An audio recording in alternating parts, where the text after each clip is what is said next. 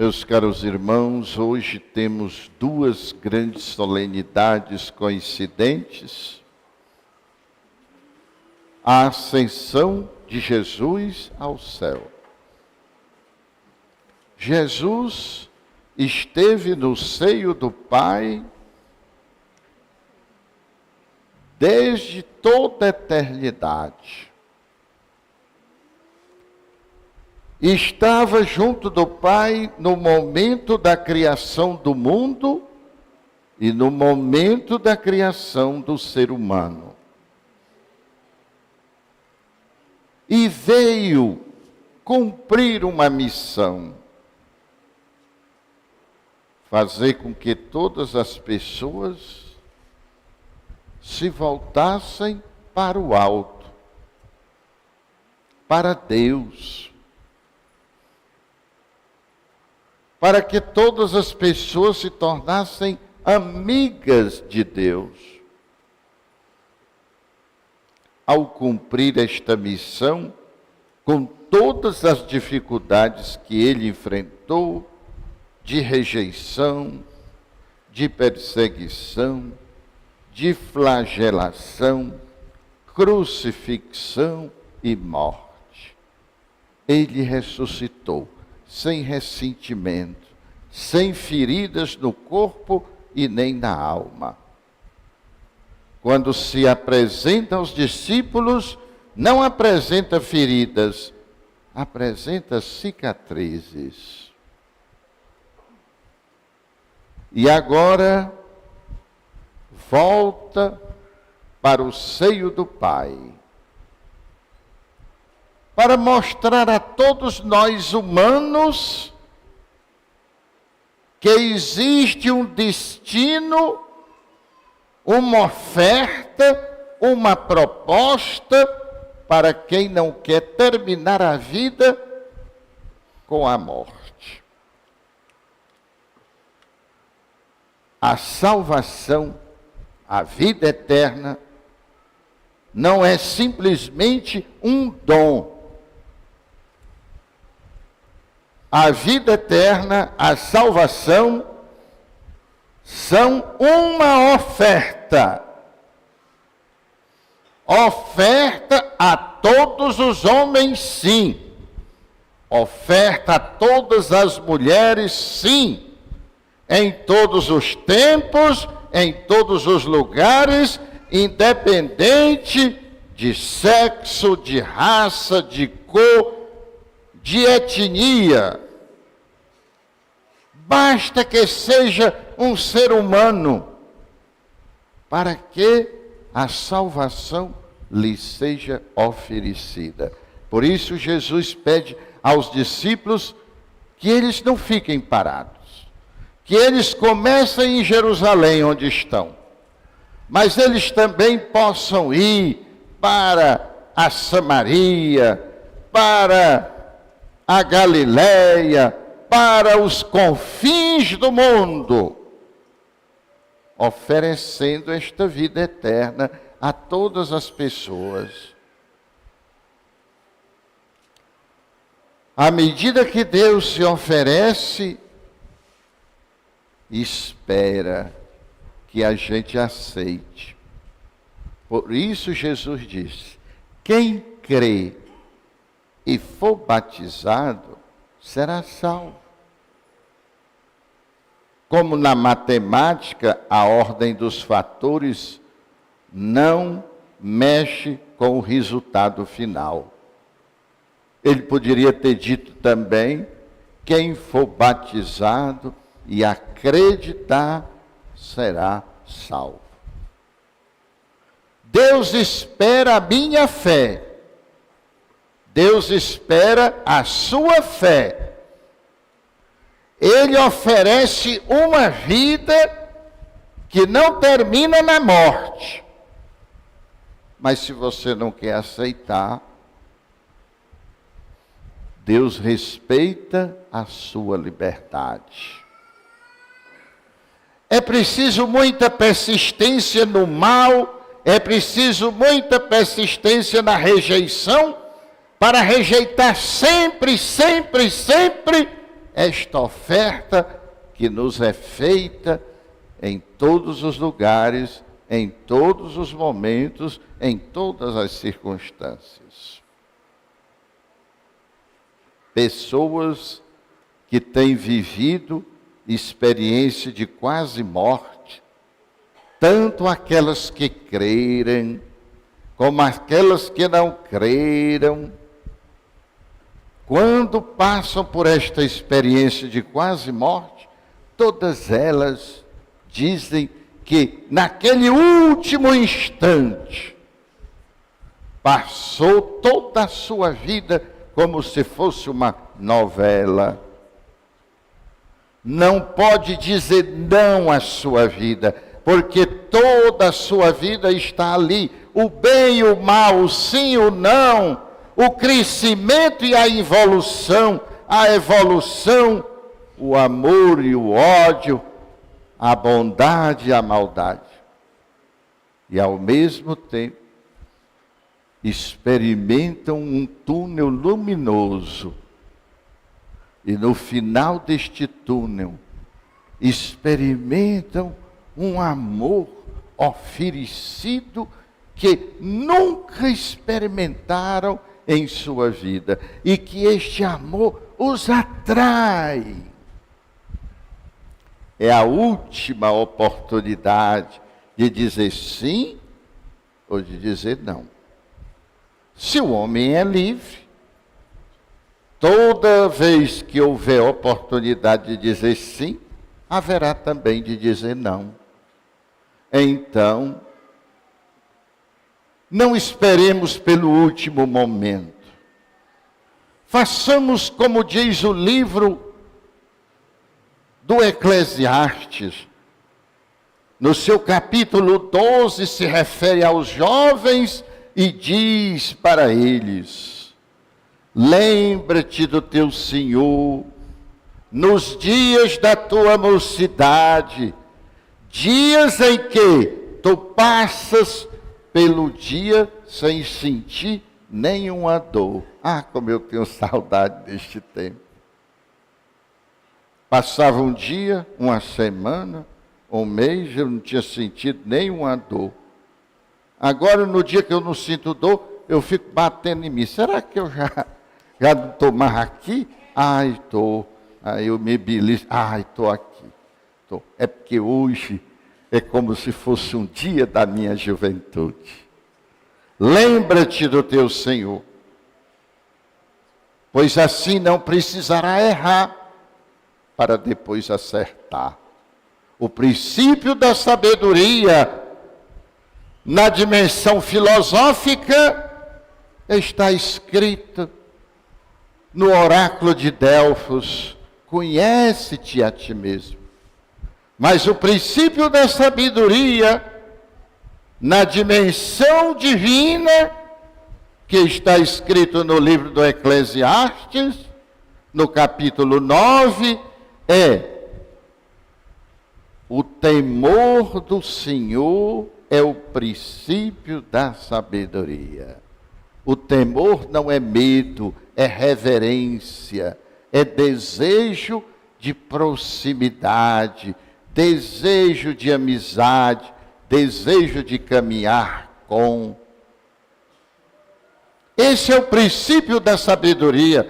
E o jovem, que desde cedo é formado neste princípio do temor do Senhor, é como se ele trabalhasse na Johnson & Johnson, uma das marcas mais bem-sucedidas do mundo. Não estou fazendo propaganda. Mas qual é o lema da Johnson & Johnson? Acerte da primeira vez. Não vai errar para acertar. Acerte da primeira vez. Quem tem o temor do Senhor, encurta o caminho, porque não precisa errar, e errar de novo, e receber as consequências do erro, para depois se consertar.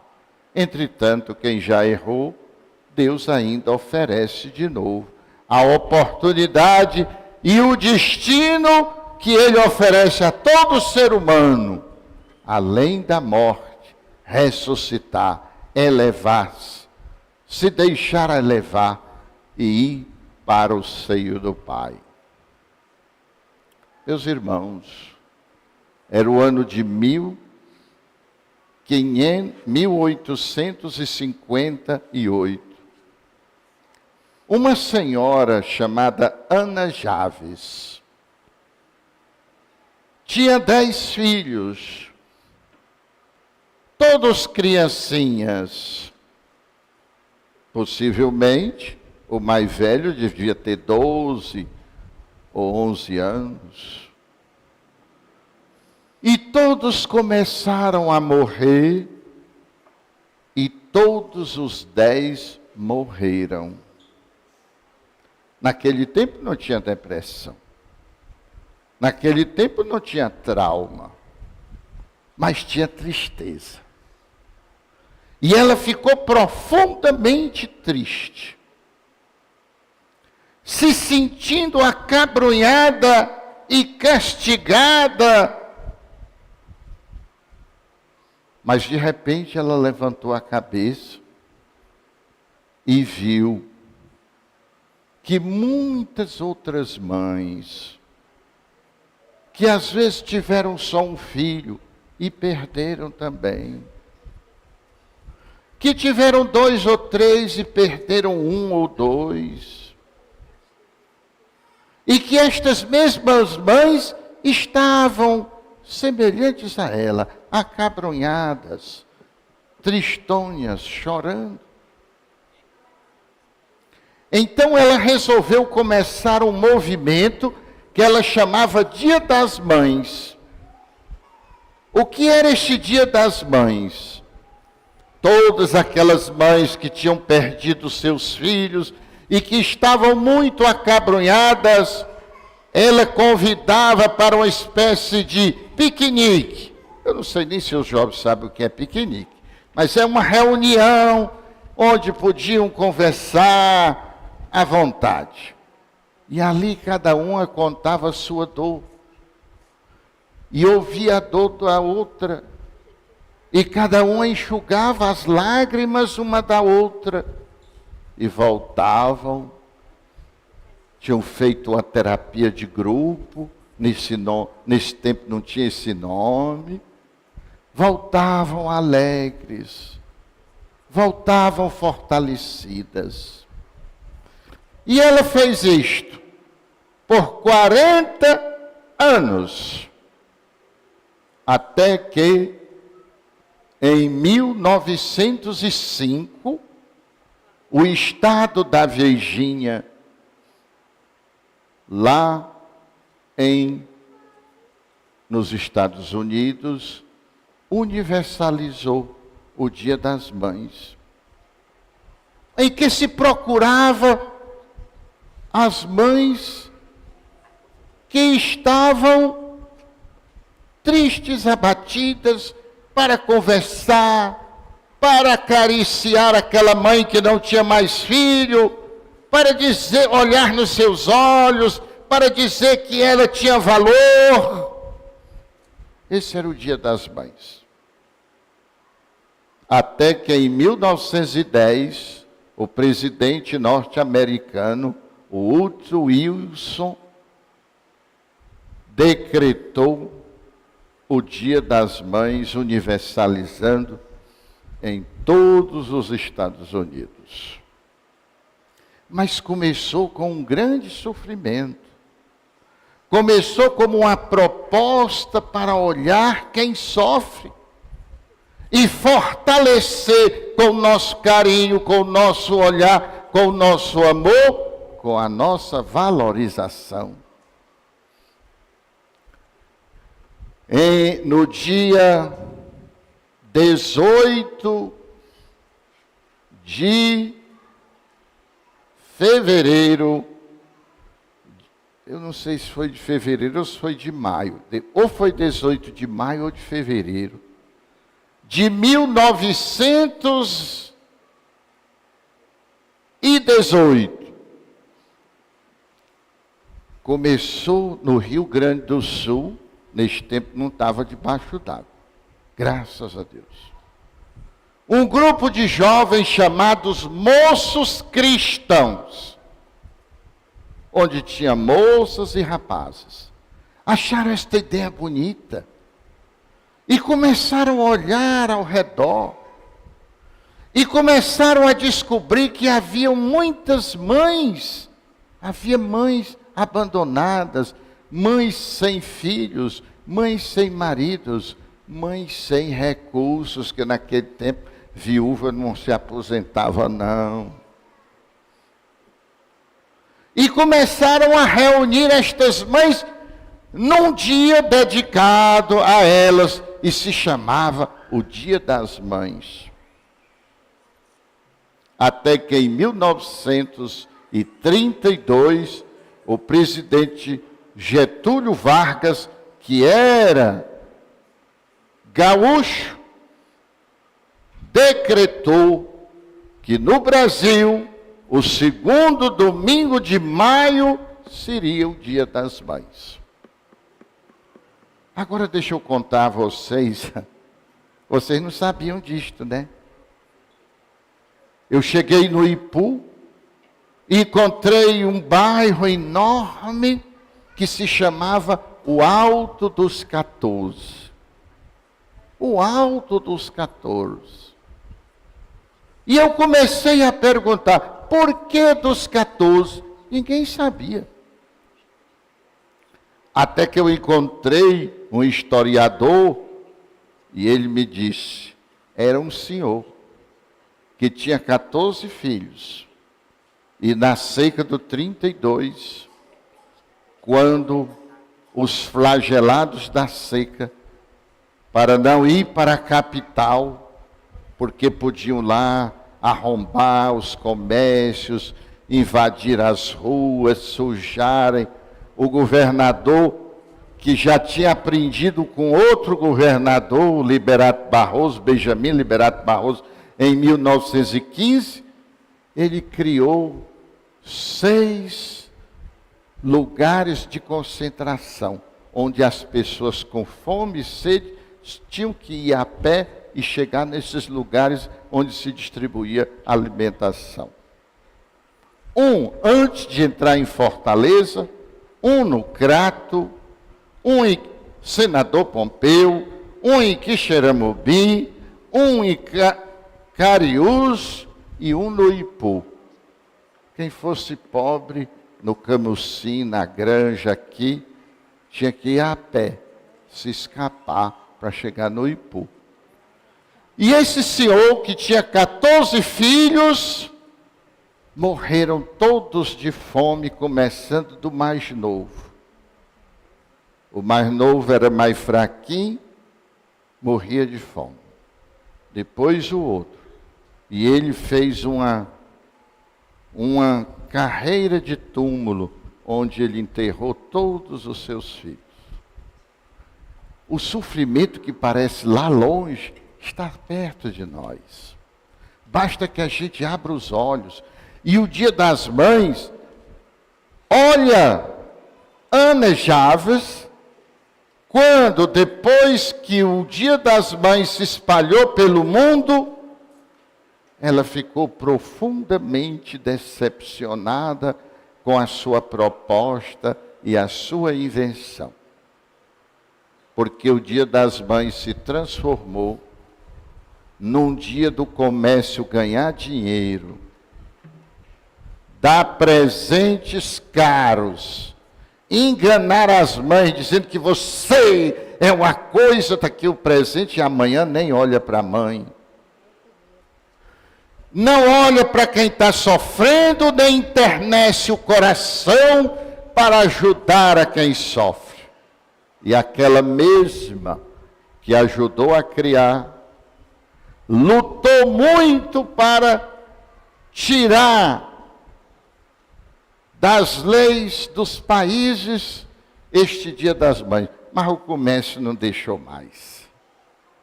E até hoje estamos nós, embriagados pelo comércio. Mas eu queria dizer só uma proposta a vocês. Se lembrem de quando vocês eram crianças. Se vocês tiveram mais de um irmão, e quanto mais irmãos vocês tiverem, melhor. Porque vocês vão se lembrar da mãe de vocês, pegar uma galinha pequena e colocar numa panela e dividir aquela galinha para todo mundo. Saber partilhar ajuda ser humano. Saber dividir com os outros ajuda o ser humano. Vocês devem ter visto a mãe de vocês com o irmãozinho mais novo, ela abaixada no chão, encostando o rosto dela no rosto dele, e depois pegando e elevando para que ele ficasse grande sem ser. A humanidade consiste em que alguém que é grande protege quem é menor, cuida de quem é menor. Nós já fomos tão humanos. Fizeram uma pesquisa na Universidade de Erie, nos Estados Unidos. Botaram 20 crianças numa sala e distribuíram 10 chocolates. Quando viram que todos iam ganhar, começaram a correr, todos dividiram o chocolate, caíram pelo chão, todos ficaram sujos de chocolate, todos comeram numa alegria sem fim. A criança é humana por natureza. Pegaram 20 jovens e colocaram numa sala e dividiram 10 chocolates. Os 10 que ganharam ficaram assim, olhando, até que um fez assim, partiu e deu ao outro. Cada um partiu e deu ao outro. O jovem, para ser humano, precisa ver alguém sendo humano. O jovem, para ser bom, precisa ver alguém fazendo bem. O jovem, para ser verdadeiro, precisa de alguém que não lhe minta. Será que nós somos assim, que somos mais velhos? Colocaram 20 pessoas mais idosas, não muito idosas, assim como eu, num sessentão. Botaram 20 numa sala e distribuíram 10 chocolates. Quando viram que era só para 10, os 10 enfiaram logo no bolso. Nem comeram e nem deram a ninguém, para acabar com esta ideia de que os mais velhos são melhores. Não é verdade. Só se a gente se esforçar. Só se a gente se cultivar. Jesus foi o ser mais humano que já pisou no planeta Terra. Ele deu a vida, ele deu o corpo, ele deu o sangue, ele deu tudo para nós, para que nós tivéssemos a vida eterna. E depois dele, as pessoas mais humanas que a humanidade produziu foram as mães. Devemos olhar para as mães para aprender como ser humano. Sobretudo o jovem, que precisa ver alguém fazendo o bem para que ele faça o bem. É importante isso. Lembre da sua mãe, olhe como é que ela fazia, veja o quanto ela era humana e se compare. Eu sou humano o quanto a minha mãe foi?